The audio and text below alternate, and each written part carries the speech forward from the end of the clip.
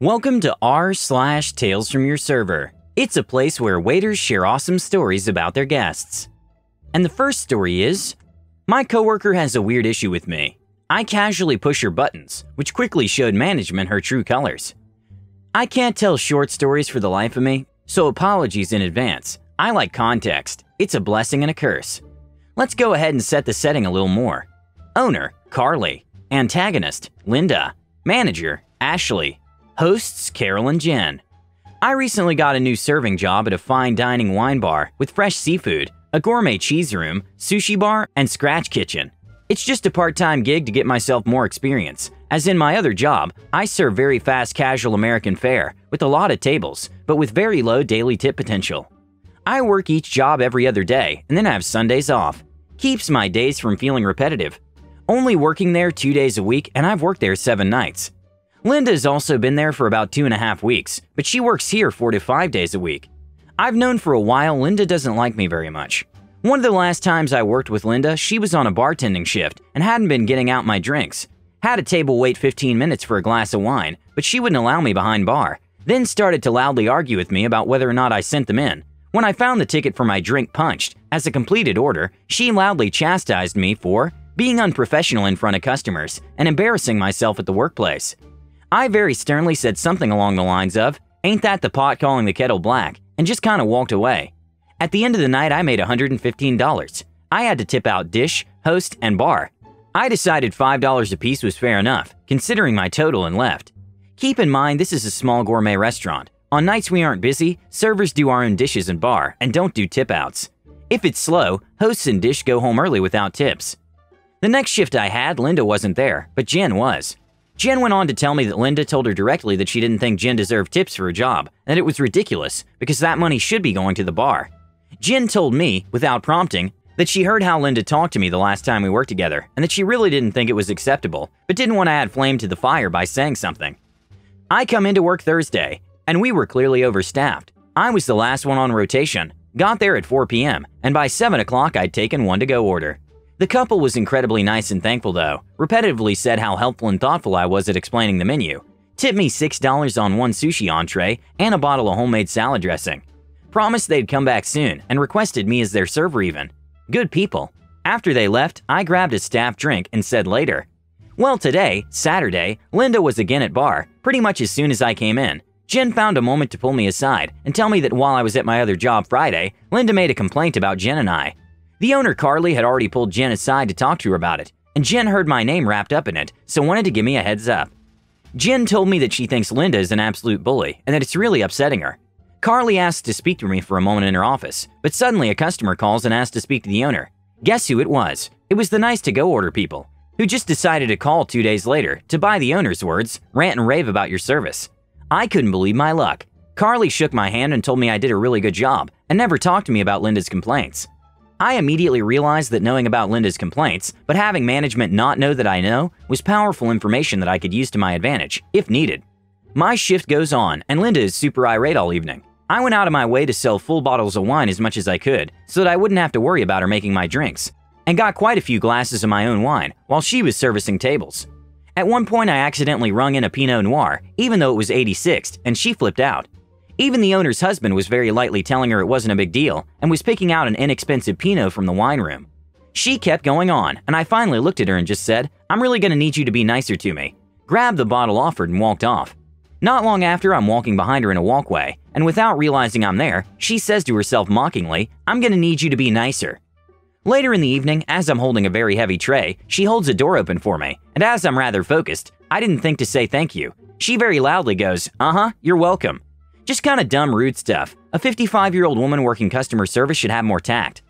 At this point, I'm kind of just like, what do I have to lose? I've worked here for 7 days. I got the manager, Ashley, alone and pulled a very innocent, "Hey, I hate to be this person. I know you have a lot going on right now, but Linda's been really harsh to me, and it's gotten bad enough that I have Jen and Carly both coming up to me, saying that they aren't okay with how she's speaking to me." Ashley said that she'd seen it herself a bit, and that she would mention it without mentioning that I brought it up, and told me that they really liked having me there and not to worry about it. About 10 minutes later, I see and vaguely hear Linda saying things about my service, work ethic, and making a bunch of her, like, "you see" gestures. I rung in a drink to go back to bar, to be annoying and nosy, basically, and Linda shut up pretty quickly. The night goes on, and closing time is afoot. Linda keeps repetitively asking if I printed my revenue yet, and at first I couldn't understand why. As soon as I printed out my report, she circles my total beer sales, total wine glass sales, and total wine bottle sales, and tells me that those are the numbers I should be using to calculate her tip out. Keep in mind, I went out of my way to sell bottles of wine, so I could avoid using her service, and sold $200 worth of just wine bottles, which was half of my total sales on this slow night. I ended up with an SH selection filled with just friends of the local band that was singing. They all shared bottles of wine and apps. I'll add, I'm new enough that asking how to do tip outs based on total drink sales was really reasonable, especially as it's not restaurant policy. I grabbed my report, all of my tips, walked up to the manager to turn in my cash for the night, and in the most innocent voice I could muster up, "Ma'am, what would the proper tip to bar be based on my total drink sales?" Honestly, on a night like tonight, you don't even need to tip bar. We all just kind of helped each other out all night. You got some of your own drinks. Oh, well, Linda said I needed to be calculating her tip based on my total drink sales. Well, no one would ever expect you to tip based on your full bottles of wine. Oh, I think she expects me to. Could you just tell me how much you think I should tip her out, so I know I didn't do it incorrectly? Does some quick math. Based on your beer and wine glass sales, 5% of total sales would be about $6. Thanks. I grabbed out $6, placed it on the bar, and without saying anything to Linda, walked into the dish pit/back room to finish my drink. I hear Linda stomping around and approach the manager with attitude. Linda, she just completely stiffed me on a tip. No, she didn't. I calculated how much I should have been tipped based on her revenue report. She completely stiffed me and walked out. I also just calculated how much she should have been tipping you, except I figured it should have been $0. The way you're acting is completely unprofessional. You shouldn't be calculating anything on anyone's revenue reports. We aren't going to schedule you for the next week. After that, we can see if you can play nice with coworkers. I left my drink at Dish and headed out the back door to avoid confrontation, but had the pleasure of seeing Linda stomp to her car in a hissy fit. Never have I ever seen karma act so swiftly in my favor. Never have I ever had such a random idea go so well. Everything just kind of lined up in my favor. If I hadn't been able to push the full bottles of wine, the disagreement over whether or not I needed to tip out on bottles wouldn't have happened. If those customers had called any later, Carly would have had the meeting where she told me I was on thin ice, like gin, due to Linda's complaint. Instead, I kinda just cast reflect, but I look innocent and spooked. It just felt nice. Wanted to share. Thanks for reading. The second story is, Karen gets called by her name. At store this past Sunday with a friend of mine. We both are waiting in line to buy stuff, and our register was pretty close to the customer service desk. My friend is staring at the customer service desk and then nudges me to look. Woman is at customer service desk complaining. She's going on and on about not being able to return the 2 packages of toilet paper that she had bought 2 months ago.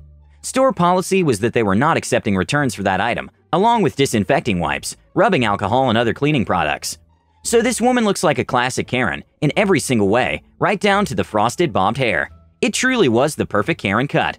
Also in yoga pants, so yeah, on point. So this discussion between the hapless store employee and Karen is getting ugly.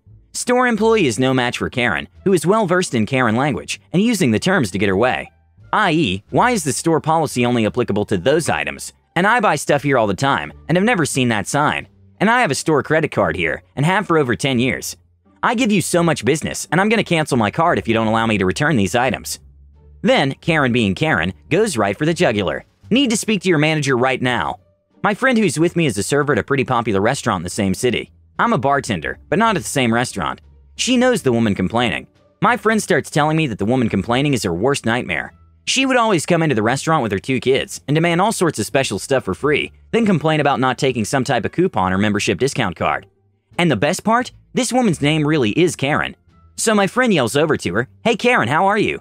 To which the woman explodes, "How do you know my name is Karen? Who the heck are you? Just mind your own business and stop acting like you know me. Don't call me by my name like you know me. Ah!" So a few of the other employees are now snickering to themselves, including the cashier, that is our cashier for our line, who says to us, "Seriously, is her name really Karen?" To which my friend tells her yes, absolutely, and she is a total 100% Karen. My friend then tells the cashier that this woman comes into her restaurant and pulls the same SH all the time, and at least now, she knows that it isn't just her that's the target of her missives. We stick around to see if Karen gets her way, because well, I insisted to see the outcome, because I wanted karma to kick Karen's A. Yep, karma kicked Karen's A in this case, as the store refuses to return the toilet paper and recommended she donate it to charity, or a shelter, or community group that provides necessities for those in need. The manager even told Karen that if she wanted to leave it at the store, she would make sure it got to a group that needed it more than she did. Ha ha ha. Karen's head exploded at that point as she dragged the toilet paper back to her car. Total karma payback. Worth the wait to see. My friend can't wait to see Karen back after the restaurant reopens, as she's planning on bringing a roll of toilet paper to the table, along with the menu for Karen, as a fun new promotion for the restaurant reopening. And the last story is those mundane regulars that tip exactly 15% every single time they come in. I used to have these two older guys who came into a fantastic place I worked in a small town. Every single Wednesday for over a year, same table, same order, same bottle of wine, and their conversation was logistics basically, boring stuff. Nice enough, but just very routine. Hardly any small talk after waiting on them 52 Wednesday nights straight. They left 15% so mathematically correct it was almost annoying. One night I was talking to the owner about how they just talk boring numbers, nothing exciting ever, and I told him, but man, you gotta appreciate them though, they're more reliable than anyone I've ever met. I suggested after over a year we put their bottle of wine on the house, and he said put the whole check on the house, and thank them for being the most reliable table we have. They were surprised and really appreciated it. So I had a very classic Honda CB 750 motorcycle, in incredible shape, always parked out front, and the chef, my best friend in my life, always had his motorcycle, and there were friends that stopped by on theirs. I bought a really nice V-twin sport bike, and it was where my old bike used to be, and we were all talking about it. Lo and behold, these two leave me over $200 cash tip. I was floored. Their exact words? Well, you just bought a brand new bike, so we figured you could use the cash for your bank account. So long story short, as they were both pilots who owned an air freight company, and they met every week in our small town, in between two larger cities, to have their weekly business meeting, logistics. They know a lot about engines and motorcycles, so I got to know them, and then one of them starts telling me stories about racing motorcycles in the 60s in Europe. He really knew a lot about bikes, but also specific racetracks in Europe. I asked, how are you racing in Europe? Oh, I grew up with Allie McGraw my entire life as really close family friends, so I was her private pilot, and then Steve and I became really good friends when they started dating, so I flew him everywhere, and we raced bikes and cars together for years.